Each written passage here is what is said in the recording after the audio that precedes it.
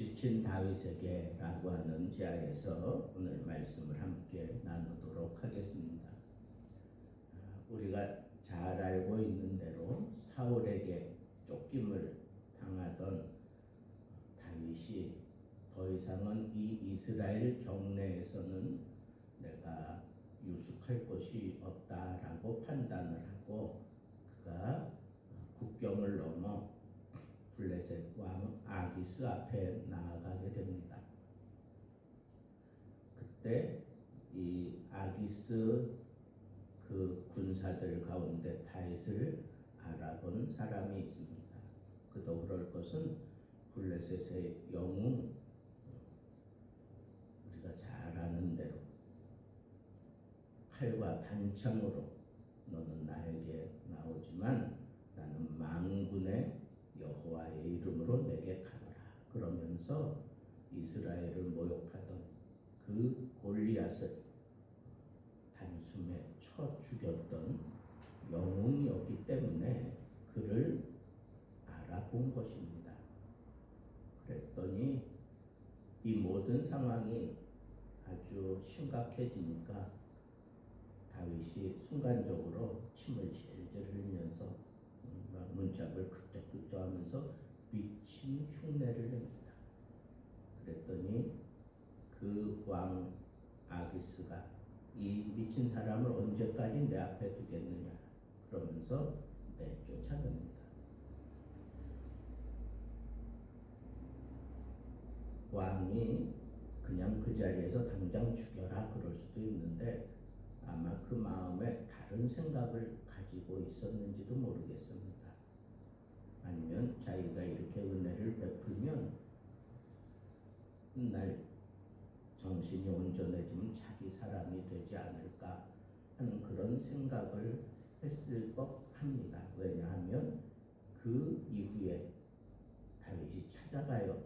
온전한 모습으로 찾아가서 그에게 시글락을 얻어서 그 성에 살면서 겉으로는 블레셋을 돕는 흉내를 내면서 살게 됩니다. 그런데 그 미친 척하고 그냥 그 위기를 모면하고 나와서 그가 찾아간 곳이 어디입니까? 아둘람 굴이었습니다. 광야에 마련되어 있는 그 아둘람 굴, 거기서 다윗이 회복이 됩니다.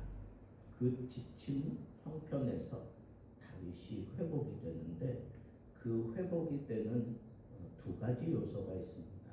첫째는 그가 그 아둘람 굴에서 그가 하나님 앞에 다시 회복한 것이 있습니다. 그게 바로 여호와께 묻자와라고 하는 말입니다. 여호와께 묻자와의 신앙이 회복되었고 아울러 그때 이 아둘람 굴에 유대 백성들이 찾아옵니다. 지파별로 찾아옵니다. 므낫세 지파도 오고 갓 지파도 오고 그리고 유대 지파도 옵니다. 그리고 심지어는 베냐민 지파까지 유다를 떠난 이 다윗에게 진정한 이스라엘의 소망이 있다라고 생각하고 사울 왕을 버리고 찾아오게 됩니다. 이 사람들이 바로 아주 굉장한 사람들입니다. 용사들이었고 이렇게 찾아온 이후에 점점 그 세력이 다윗의 세력이 막강해지기 시작합니다. 그래서 이 시글락으로 숨어 들었을 때에 싸움에 든 용사들이 또 찾아옵니다. 그러면서 막 점점 그 사울의 그 폭정 밑에서 지친 사람들도 오고 하나님을 섬기는 왕이 이 악신에게 시달리는 그런 모습을 본 것도 아마 그네들이 사울을 버리고 다윗에게로 쫓아가는 그런 계기가 되었을 법도 합니다. 그래서 찾아왔는데 여기 보면 이렇게 다윗이 지쳐 있을 때 하나님께서 그에게 위로를 주셨다는 것.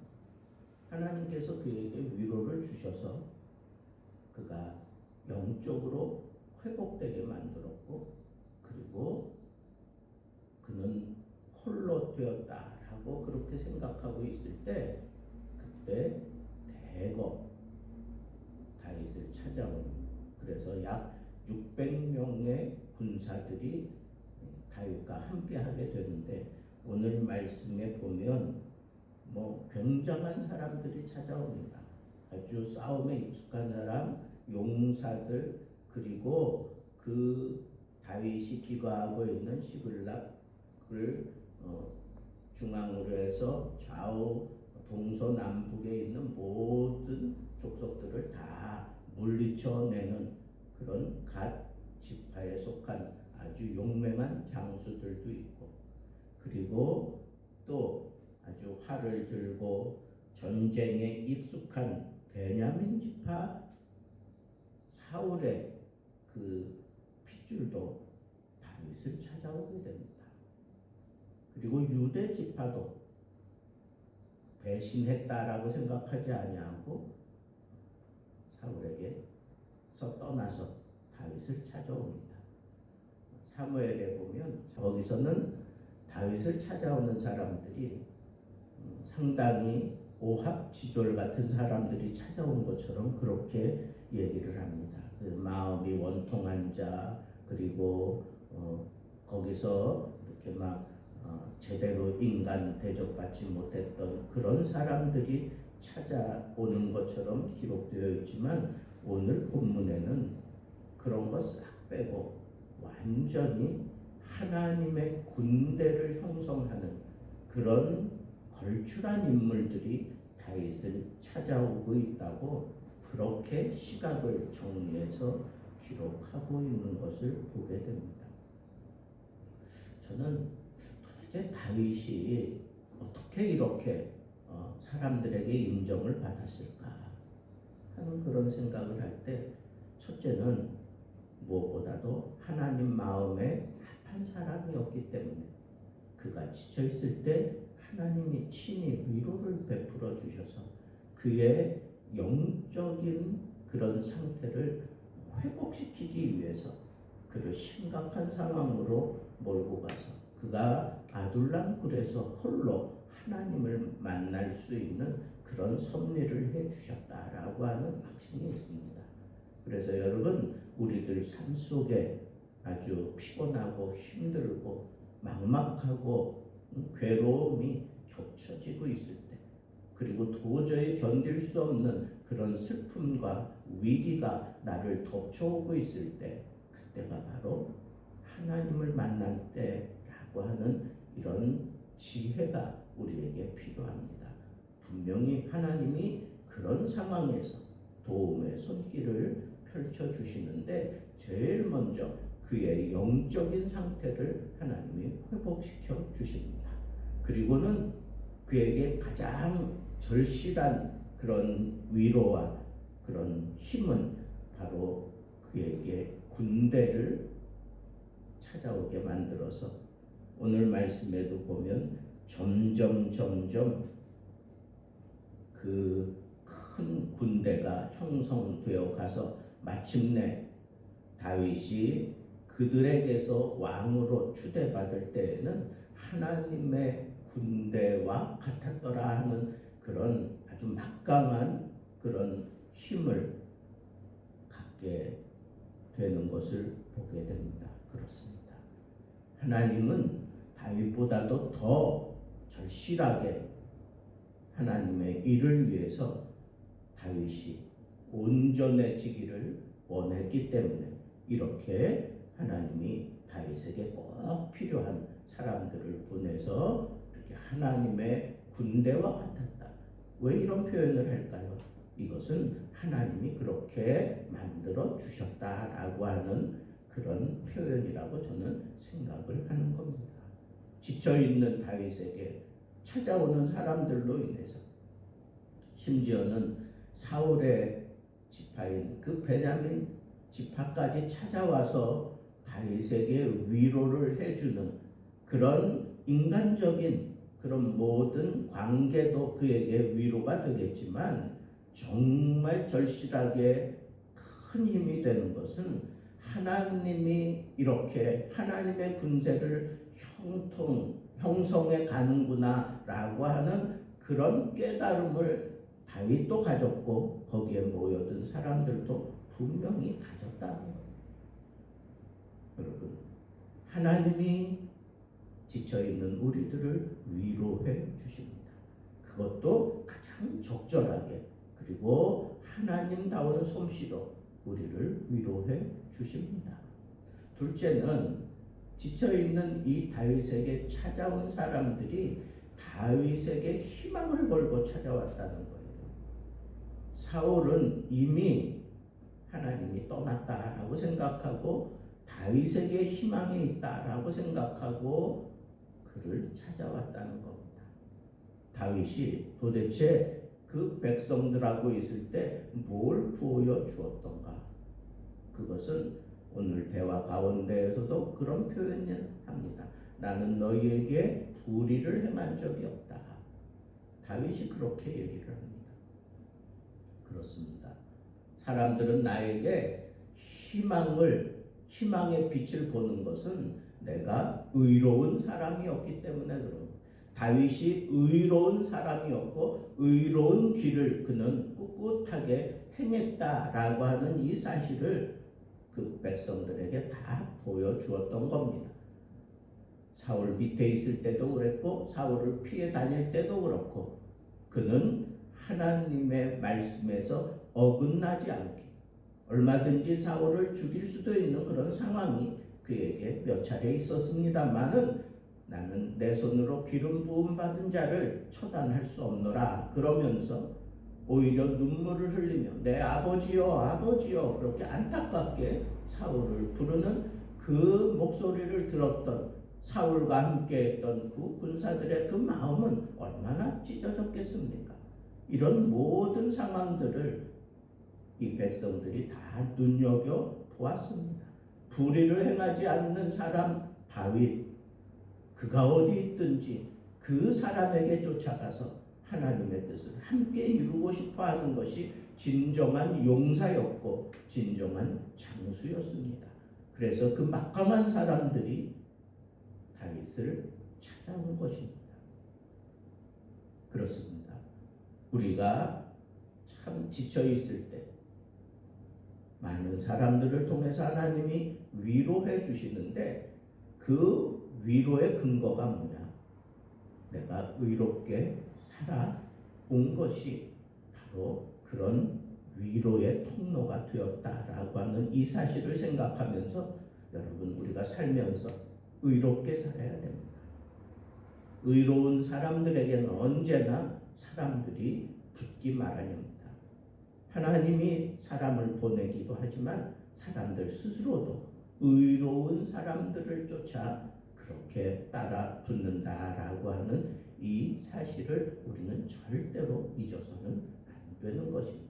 마지막으로 우리가 생각해 봐야 하는 것은 이렇게 다윗이 의롭기도 했고 하나님이 그에게 회복의 은혜를 베풀어 주시기도 했지만 하나님이 하나님의 군대를 형성하듯이 보내준 사람들이 걸출한 싸움에 능했던 사람이었고 그리고 그 모든 지경을 다윗의 지도하에서 스스로 행동해서 다윗을 안전하게 지킬 만한 그런 군사들이 몰려들었다고 하는 겁니다.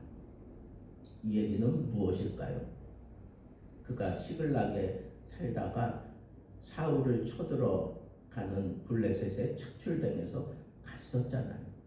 그러다가 아무래도 이 사람은 이스라엘의 영웅이니까 막상 전쟁이 시작되면 우리에게 칼을 겨눌 수 있습니다. 블레셋 그 지휘관들이 그렇게 얘기해서 다시 돌려보내잖아요. 돌아왔을 때 시글락이 다 불타고 여인들이 다 잡혀갔어요.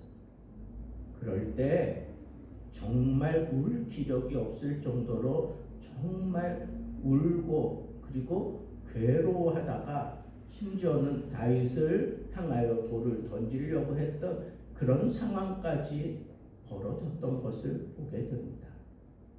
그때 다윗이 이미 회복되어진 다윗이었기 때문에 그가 에봇을 챙겨서 하나님을 독대하면서 하나님 앞에 기도하여 쫓아가라고 하는 그런 응답을 받고 그가 군대를 이끌고 쫓아가서 그 여인들을 하나도 남김없이 다 찾아옵니다.